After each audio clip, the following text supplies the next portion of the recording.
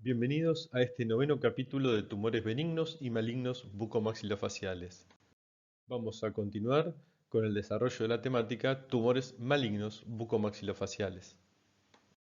El carcinoma odontogénico esclerosante es un carcinoma intraóseo primario de mandíbula con citología blanda, un estroma marcadamente esclerótico e infiltración agresiva. Hay menos de 10 casos reportados en la literatura, con 3 casos discutidos en el primer informe, pero la entidad puede ser bien subregistrada o descripta con otro nombre en algunos casos, por eso se presume que la cantidad de casuística a nivel mundial es un poco superior a la reportada. Tiene una incidencia por ambos sexos por igual, es decir, no hay una predilección por el sexo masculino o el femenino. En cuanto a la localización, la mandíbula se ve afectada con mayor frecuencia que el maxilar superior y como casi todos los tumores odontogénicos que afectan principalmente la mandíbula, este lo hace en la zona de premolares y molares. Los casos reportados en el maxilar superior, a diferencia del inferior, se distribuyen casi equitativamente entre el sector anterior y la zona molar.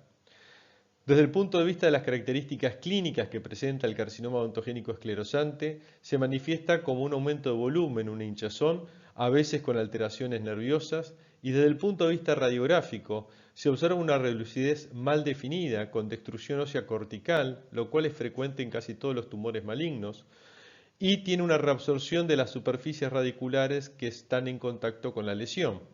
La extensión va más allá de los límites o márgenes radiográficos, infiltra los tejidos circundantes y se ha informado cuando afecta al maxilar superior, sobre todo el sector posterior, cuadros de sinusitis concomitante.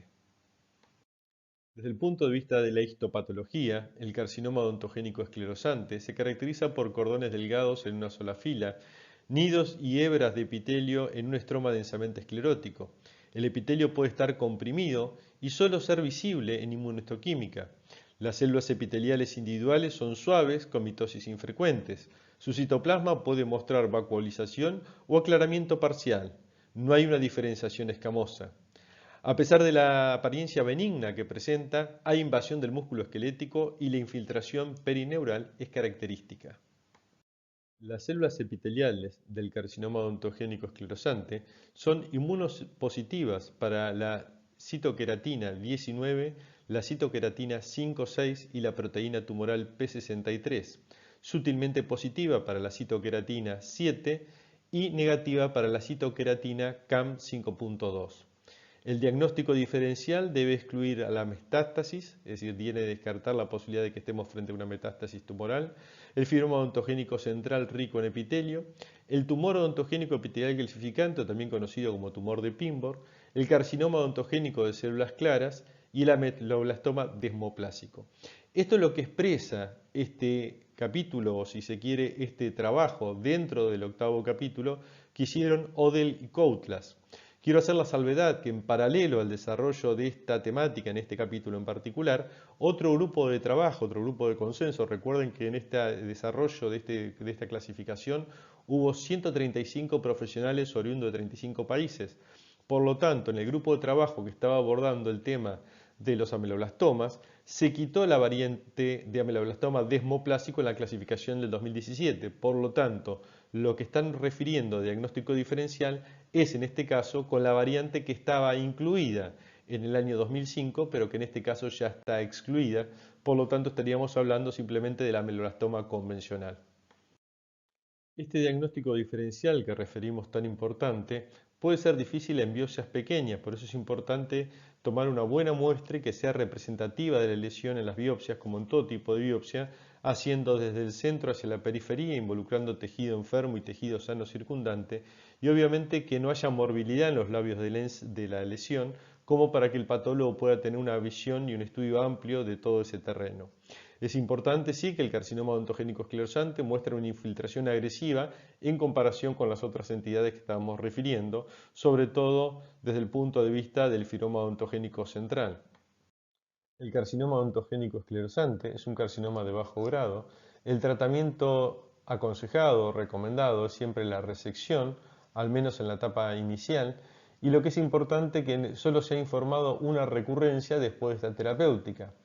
No se define bien el papel de la radioterapia, en inicio no sería una práctica recomendable para este tipo de tumores y las metástasis no han sido descritas, no han sido evidenciadas desde el punto de vista bibliográfico en ninguno de los casos reportados. El carcinoma odontogénico de células claras es un carcinoma odontogénico caracterizado por láminas e islas de células vacuoladas y claras. A lo largo de la historia ha tenido dos términos que se han empleado como sinónimo, que ha sido tumor odontogénico de células claras y ameloblastoma de células claras, pero ambos términos se consideran hoy en día que son términos obsoletos que no deben emplearse más para definir a este tumor o por lo menos para denominar este tumor. Desde el punto de vista de la epidemiología, he reportado casi 100 casos. La relación hombre-mujer es de 1 a 1.6, es decir, casi una vez y media más en la mujer que en el hombre se presenta. La edad media es de 53 años, aunque el rango etario va de los 40 hasta los 70 años. Con respecto a la localización, al igual que otros tumores odontogénicos agresivos, tiene predilección por la mandíbula, 3 veces más que por el maxilar superior, y el 43% de las lesiones se presentan en el sector posterior de la mandíbula. Entre los signos y síntomas podemos decir que estos son inespecíficos. Lo que hay es sí un aumento de volumen, una hinchazón lenta y progresiva en la mandíbula, que está acompañada de dolor en algunos casos, con ulceración. Puede haber movilidad y aflojamiento de las piezas dentarias, signos de alteraciones nerviosas y una relucidez mal definida en la imagen radiológica, a menudo con reabsorción de las superficies radiculares e invasión de los tejidos blandos. Si bien en las etapas iniciales, en sus etapas tempranas, es una lesión que es asintomática y que puede aparecer como un hallazgo radiográfico con una situación engañosa por la localización que presenta. La histopatología de este tumor está compuesta predominantemente por células epiteliales que tienen citoplasma claro, a débil eosinófilo, membranas celulares bien delimitadas y pequeños núcleos irregulares de tinción oscura. Las células claras se organizan en láminas lobulares, islas, trabéculas u hebras, y en su periferia se observan células basaloides de pequeñas células oscuras no evaporadas. Esto es lo que se denomina un patrón bifásico. Es importante tener en cuenta que puede también haber células completamente claras en lo que es un patrón monofásico, pero esto es menos frecuente, es extremadamente raro. El aspecto histológico tiende a ser suave, con atipía leve y poca mitosis, y sí lo que es importante que hay una disección perineural. Las células claras son negativas para la mucina, pero son ricas en glucógeno, por eso tiene una positividad del PAS, aunque el glucógeno puede perderse durante la fijación o la descalcificación. Tengamos en cuenta que estas células claras son inmunopositivas para diversas citoqueratinas, como por ejemplo la 14 y la 19, y la pancitoqueratina AE1 y AE3 son los marcadores de diagnóstico más útiles y confiables para este tipo de tumor. Se han informado de estructuras dentinoides en el 7% de los casos, pero generalmente se considera que es un cambio inductivo menor.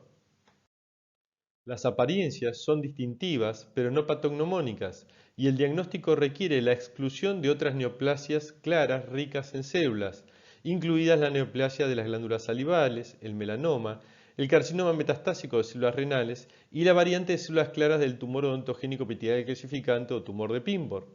El ameloblastoma con diferenciación de células claras y el tumor odontogénico epitelial calcificante de células claras también deben ser incluidos en el diagnóstico diferencial. Más del 80% de los casos muestran reordenamientos de la proteína de unión a ARN EWS. Sobre la base de menos casos, la proteína ATF1 también confirmó ser un compañero de translocación. Es la misma translocación encontrada en el carcinoma de glándulas salivales de células claras. Los carcinomas odontogénicos de células claras presentan metástasis en un 12% de los casos, principalmente a nivel de los ganglios linfáticos cervicales y los pulmones, y con menos frecuencias a nivel del tejido óseo. Hay una tasa de mortalidad que ronda el 15% de los casos, con una supervivencia media de 14 años, y la recurrencia y metástasis se da tardíamente después de varios años. La resección quirúrgica completa es el tratamiento primario. La radioterapia no tiene una función definida, puede llegar a ser apropiada en los casos que muestran una extensión de tejidos blandos, crecimiento agresivo o márgenes quirúrgicos incompletos en la resección oncológica primaria. Quiero compartir con ustedes el caso de una paciente que fue operada por el profesor Dr. Carlos Alberto Benzini en el año 1971 y que lo reportó como un tumor de origen incierto. Sospechaban de alguna variante desconocida de un ameloblastoma, rememoraba la imagen de lo que podía ser un carcinoma de células renales, pero este tumor fue llamado años después tumor odontogénico de células claras y posteriormente carcinoma odontogénico de células claras en la clasificación del año 2005 y 2017. Esta paciente recibió tres procedimientos quirúrgicos, el primero en 1971, la resección mandibular y la reconstrucción con alambre de acero y costilla, en 1974 la reconstrucción con malla de titanio y cresta ilíaca y finalmente en 1987 la reconstrucción con un colgajo osteomiocutáneo trapecial. Aquí vemos las imágenes del primer procedimiento quirúrgico realizado en 1971, donde vemos esa característica tanto clínica como radiográfica, esa lesión que desplaza y deforma y orada las corticales vestibular y lingual. Vemos esa imagen que es radiolúcida indefinida en sus límites, marcando la infiltración de los tejidos circundantes y marcando su grado de malignidad. Y por supuesto también las imágenes intraoperatorias de pobre calidad porque son escaneadas imágenes de un diapositivo del año 1971. A los 3 años del primer procedimiento quirúrgico, la paciente presenta una moderada a importante reabsorción de la costilla, por lo tanto consulta al profesor Dr. Joel para ver la posibilidad de hacer otro tipo de reconstrucción y él le aconseja hacer una reconstrucción con una malla de titanio y chip de cresta ilíaca. Esto lo realiza y lo publica en esa obra literaria brillante que es el Atlas de Cirugía de Cabeza y Cuello de su propia autoría. En el año 1977 la paciente regresa a la consulta de mi padre, el doctor Carlos Alberto Benzini, porque había perdido esa reconstrucción, había tenido una recidiva del tumor. Fíjense las fístulas orocutáneas que presentaba, el grado de deterioro de la salud general de la paciente que estaba mediante la alimentación con una sonda nasogástrica. Mi padre repite el estudio anatomopatológico, una biopsia, y aquí encuentra, informado por el doctor Francisco Domínguez, que dice el cuadro descripto repite imágenes de un tumor operado en 1971, aunque con más actividad celular y menos diferenciación de células claras. Podría corresponder con el tumor odontogénico de células claras descrito por Hansen 2 años antes. Recuerden que en 1971 este tumor no tenía diagnóstico. En el año 1985 Hansen y colaboradores reportan 3 mujeres, es decir, 3 casos clínicos, todas lesiones localizadas centralmente en la mandíbula que radiográficamente presentaban una destrucción del tejido óseo y que macroscópicamente tenían características similares e incluso microscópicamente grandes láminas e islas de células vacuoladas, transparentes, uniformes, sin evidencia de aposición miloide, calcificación o diferenciación glandular. Y la neoplasia localmente era agresiva, de origen odontogénico, era una rara neoplasia descrita por ellos que podría dar lugar a un diagnóstico erróneo como carcinoma de células renales por las características histológicas que presentaba. Es así que mi padre en el año 1987 decide realizar a la paciente el colgajo osteomiocutáneo trapecial descrito por el doctor Francisco de Mergazo en 1977, en el cual podía hacerlo en forma pediculada, como lo hizo él, como ven en la imagen superior derecha, o lo podría haber hecho como un colgajo libre con microanastomosis vascular. Lo importante es que la vascularización de este colgajo está dada por la arteria cervical transversa y observen al pie de la pantalla el excelente posoperatorio de la paciente 3 años después. Observen la imagen clínica y la ortopantomografía a los 5 años de la intervención y esto permitió que la paciente, 6 años después de la cirugía en 1993, recordemos que la última cirugía había sido en 1987, pueda realizarse la colocación de 3 implantes en maxilar inferior sobre el injerto del osteomiocutáneo trapecial y poder tener una rehabilitación con una prótesis mucosoportada implanto retenida en estos 3 implantes. Con esto vamos a dar por terminado este 9º capítulo. Los invito a ver el 10º y último capítulo de los tumores benignos y malignos bucomaxilofaciales, donde terminaremos con la temática de los tumores malignos bucomaxilofaciales.